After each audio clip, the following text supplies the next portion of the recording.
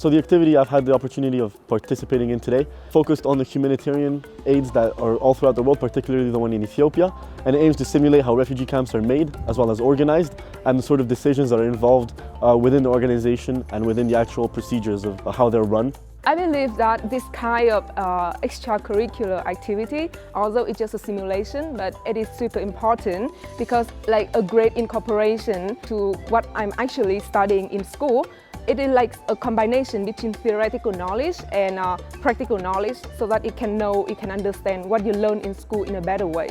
It's really important for our education because if you sit down at the end and you start studying everything and you try to stuck it in your head, maybe you go to an exam and you do a good job, but then after a week you're not going to remember anything. It's really important for us to be like in constant practice, which is something that IE does really good. Diversity is one of the main values of IE University. And in our Bachelor of International Relations, most of our students are coming from all over the world.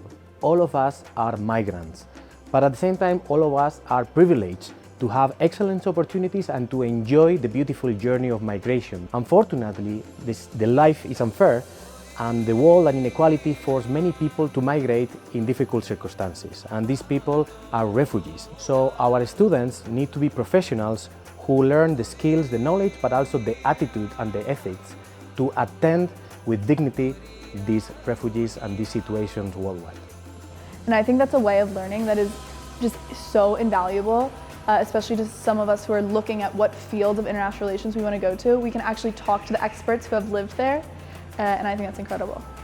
Our students need to acquire the knowledge and the skills, but also the ethics and the attitude to be better professionals that learn how to repair that inequality and how to perform to provide humanitarian needs and to provide dignity to the needs of these people.